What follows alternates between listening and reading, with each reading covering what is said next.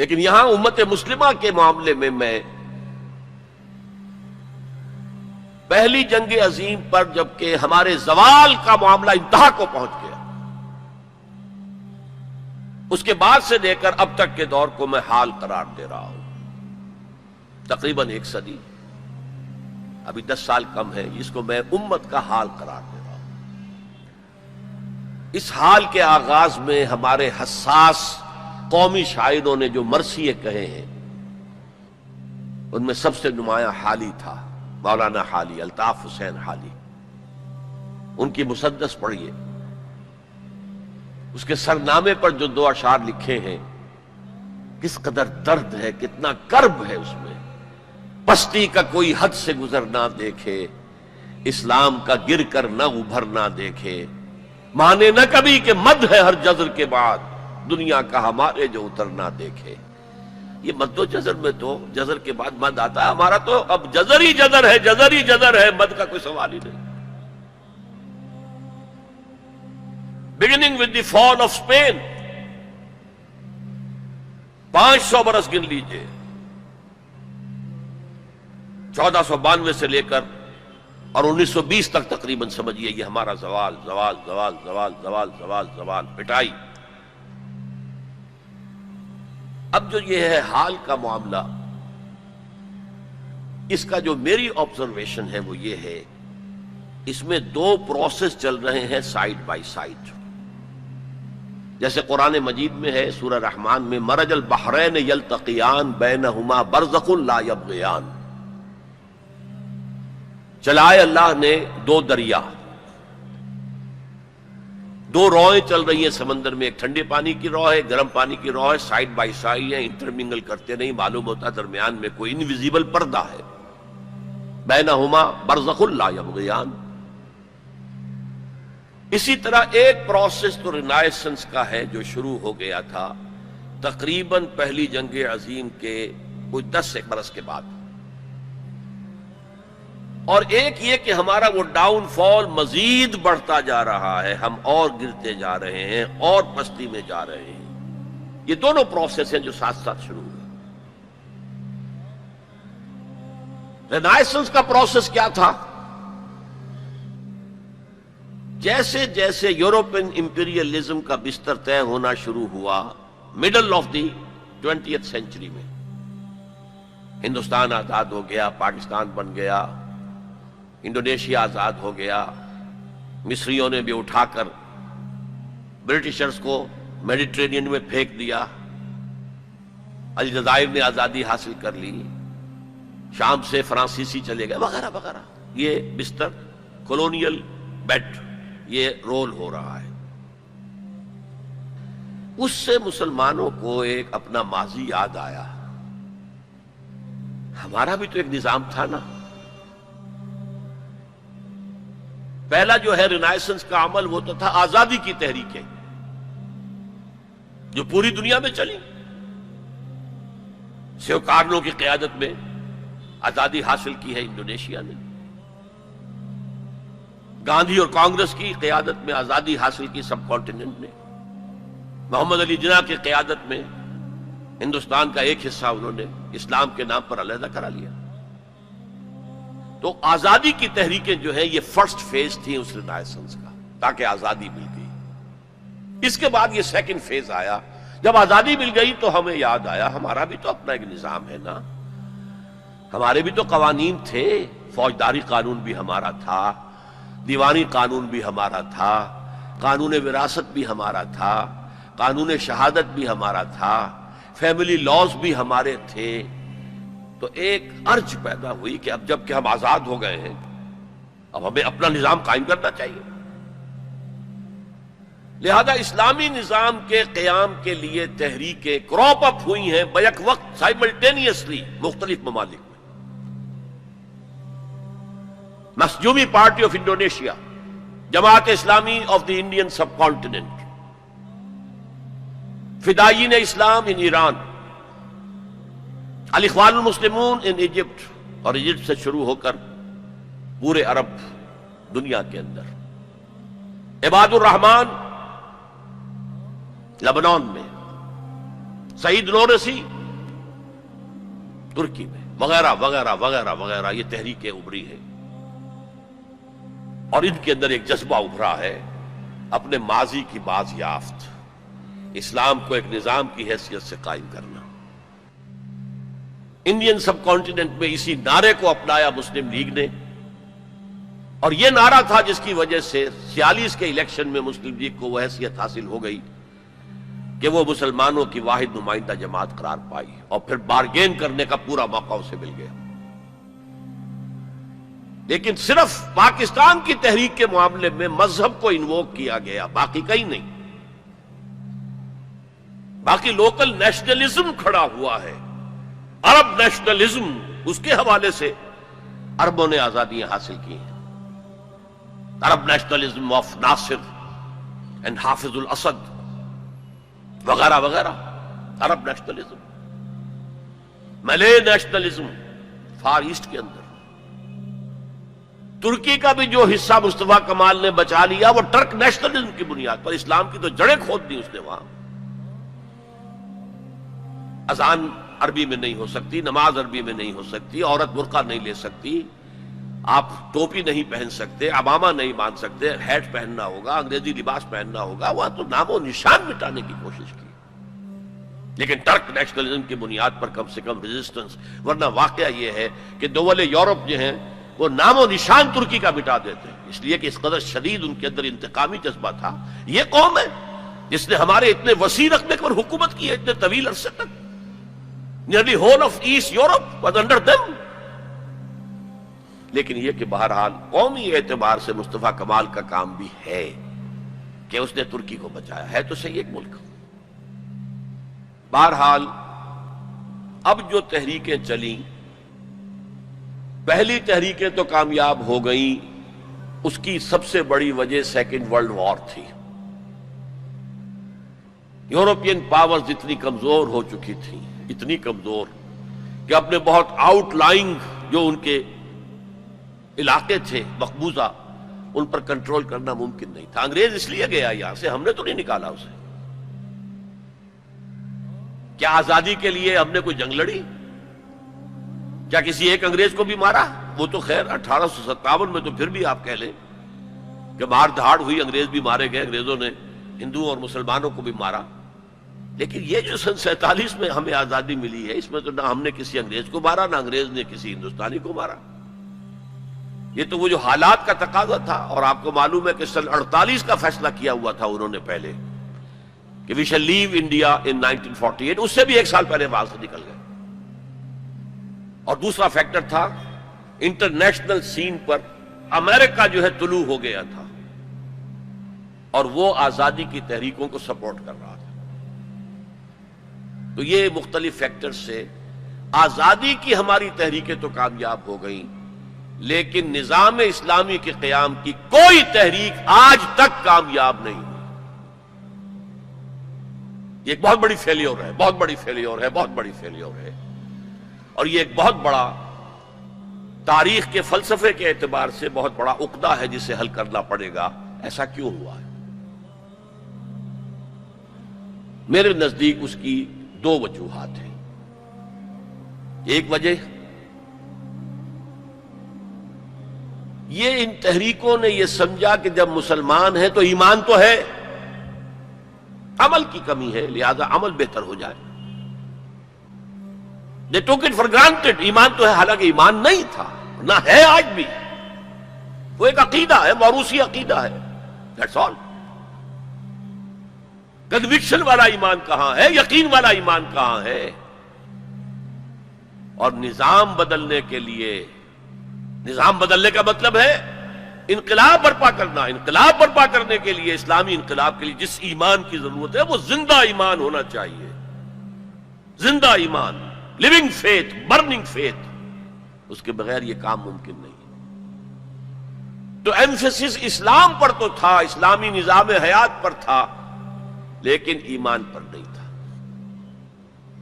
Number دو، انہوں نے methodologies جو ہیں وہ جو موجودہ دنیا کی تحریکوں ہیں ان سے اخذ کی، بجائے اس کے کہ میتھڈالوجی اخذ کرتے، محمد الرسول اللہ صلی اللہ علیہ وسلم کے طریقے سے، آپ کی سیرت سے اخذ کر، کیونکہ یہ کام انبیاء میں سے بھی صرف آپ کے ذریعے ہوا ہے، ایک مرتبہ ہوا تاریخ میں کہ ایک پورا نظام قائم ہو گیا۔ اور اسی لیے میں نے نوٹ کرایا تھا اپنے پچھلے لیکچرز میں کہ حضور کے لیے 3 مرتبہ آیا هو الذی ارسل رسولہ بالہدی ودین الحق لیظہرہ علی الدین کلہ، اور کسی اور رسول کے لیے ایک دفعہ بھی نہیں آیا، نہ حضرت ابراہیم کے لیے، نہ حضرت موسیٰ کے لیے، نہ حضرت عیسیٰ کے لیے، نہ حضرت نوح کے لیے علیہم الصلاۃ والسلام۔ یہ کام حضور نے کیا اور ایک لائف سپین میں کیا، 20-22 برس۔ 610 میں وحی کا آغاز ہوا، 632 میں انتقال ہو گیا، 22 برس تھے۔ اور عرب میں تو جو انقلاب کی تکمیل ہے وہ سن 8 کے اندر ہو گئی تھی جب مکہ فتح ہو گیا۔ بعد کے دور کو تو آپ کہہ سکتے ہیں موجودہ جو ملٹری ٹرمینالوجی ہے، موپنگ اپ آپریشن، بس جہاں جہاں کوئی ریزسٹنس کے پاکٹس رہ گئے تھے ان کو صاف کرنا، ورنہ انقلاب کی تکمیل تو ہو گئی تھی فتح مکہ پر سن 8 ہجری میں۔ لہذا ہمیں سیرت محمدی صلی اللہ علیہ وسلم کو سورس ماننا چاہیے اس میتھڈالوجی کا۔ یہ 2 غلطیاں ہوئی ہیں بالعموم ان تحریکوں سے، لیکن بہرحال سبق سیکھ کر آگے چلنا ہے، کوششیں کرنی ہے۔ مجھے فیض کی ایک نظم بہت اچھی لگتی ہے، بہت اچھی لگتی ہے۔ میں نے بھی اپنی زندگی کے 10 سال جماعت اسلامی میں بسر کیے ہیں، پھر میں وہاں سے مایوس ہو کر نکلا ہوں۔ تو اسی زمانے میں یہ نظم اس کی آئی تھی، میں حیران ہوں کہ وہ تو اس قسم کی کسی کشاکش میں، کسی تحریک میں بالفعل تو کبھی شریک رہا ہی نہیں، وہ تو شاعر تھا ایک، لیکن نظم اس قدر عظیم ہے۔ یہ فصل امیدوں کی ہمدم اس بار بھی غارت جائے گی،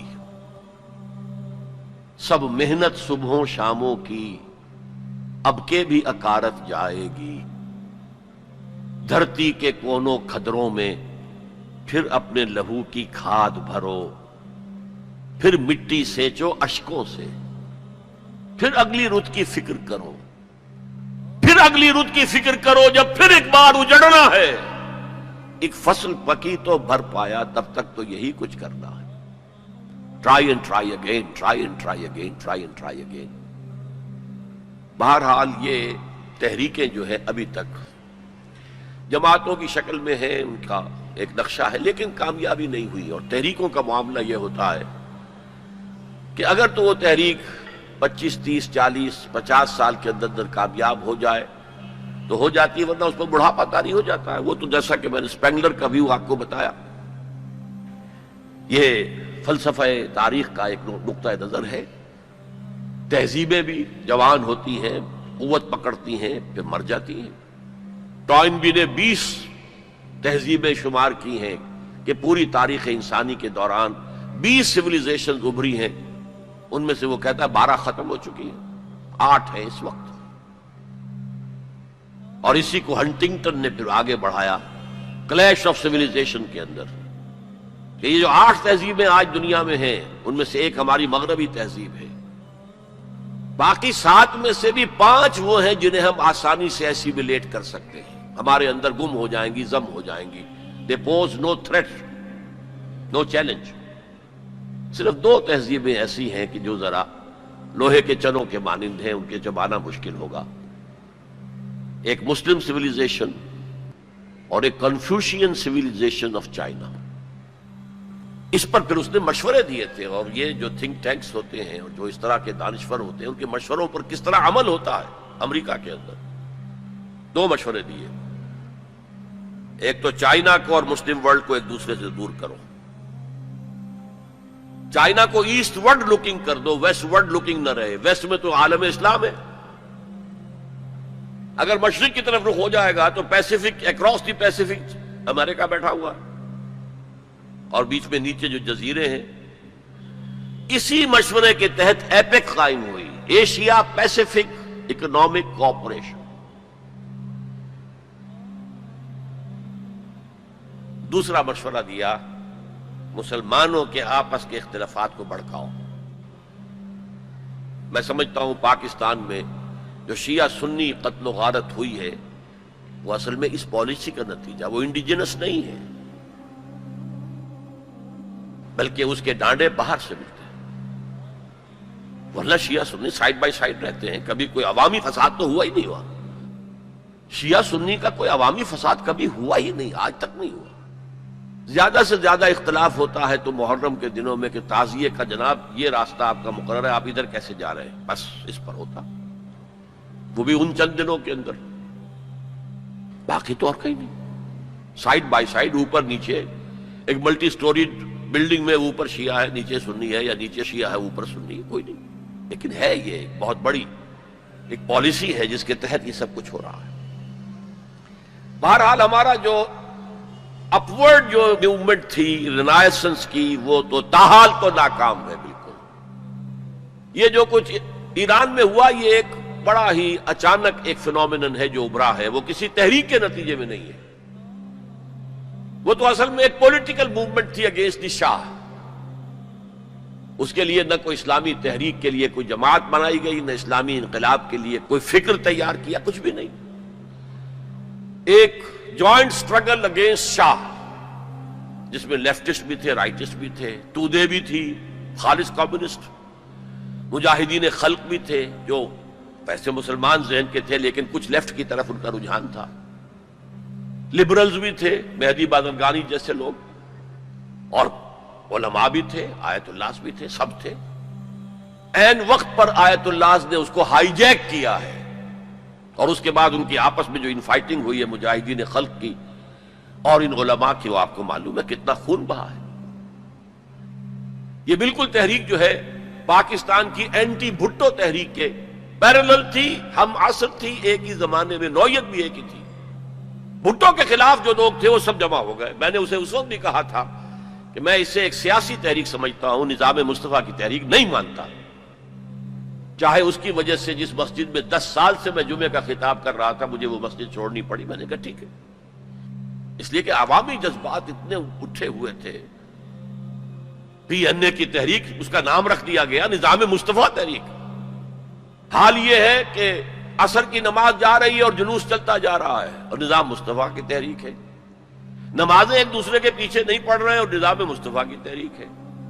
انا للہ و انا الیہ راجعون. وہ بھی ایک پولیٹیکل موومنٹ تھی، اینٹی بھٹو موومنٹ. کسی کو کسی وجہ سے دشمنی تھی بھٹو سے، کسی کو کسی وجہ سے، کسی کو کسی وجہ سے، کسی کو کسی، سب جمع ہو گئے اور سب نے جو ہے ٹانگ کھینچ لی. لیکن ہائی جیک کر کے لے گئی آرمی. سب دیکھتے رہ گئے. وہ سارا حلوہ جو پی این اے نے پکایا تھا وہ ضیاء الحق نے 11 سال کھایا بیٹھ کر آرام سے. It was hijacked by Zia ul Haq. That was hijacked by علماء. لیکن پیرلل موومنٹس تھی. اور شاہ of Iran and Bhutto both مرتے وقت یہ کہہ کر گئے کہ ہمیں امریکہ نے مروایا ہے. ڈیموکریٹک حکومت تھی، ڈیموکریٹس کی حکومت تھی امریکہ میں، انہوں نے سپورٹ کیا ان تحریکوں جو ان کے خلاف چل رہی تھی. بہرحال بھٹو کا تو ایک اور جرم بھی تھا کہ اس نے ایٹم بم بنانے کا اعلان کیا تھا، چاہے ہمیں گھاس کھانا پڑے ہم ایٹم بم بنائیں گے. اور کسنجر نے کہہ دیا تھا we'll make an example of you, باز نہیں آؤ گے اگر تو تمہیں یہ نشان عبرت بنا دیں گے، اور وہ نشان عبرت پھانسی پہ جھلا دیا اس کو. بہرحال اس اعتبار سے ہماری ابھی پیش رفت کچھ نہیں ہو سکی ہے، میننگ فل پیش رفت، بلکہ اس میں جو ایک نئی ڈائمنشن پیدا ہوئی ہے افغانستان فینومینن کے نتیجے میں، جو القاعدہ اور اسامہ ابن لادن اور ان کے ہم خیال لوگوں نے جس طرح کا طریقہ کار اختیار کیا ہے. جذبہ تو ظاہر بات ہے کہ ان کا مذہب یہ ہے، جانے دینا آسان کام تو نہیں ہے، لیکن یہ جو دہشت گردی کا طریقہ اختیار کیا ہے یہ کاؤنٹر پروڈکٹیو ہے، نقصان دہ ہے، اس کے فائدہ کچھ نہیں، کچھ حاصل نہیں ہوگا. بہرحال ہر شخص اپنی نیت کے حوالے سے اللہ تعالیٰ کے ہاں جج کیا جائے گا. انما الاعمال بالنیات، اگر ان کی نیت نیک ہے، خلوص میں اس میں انہیں اجر ملے گا. لیکن یہ تو کاؤنٹر پروڈکٹیو ہے اس وقت، اور ان کے حوالے سے اس وقت ویسٹ نے بالکل ٹارگٹ نمبر 1 بنا دیا ہے کہ فنڈامنٹلسٹ اسلام یہ ہمارا دشمن ہے، ہمیں ختم کریں گے۔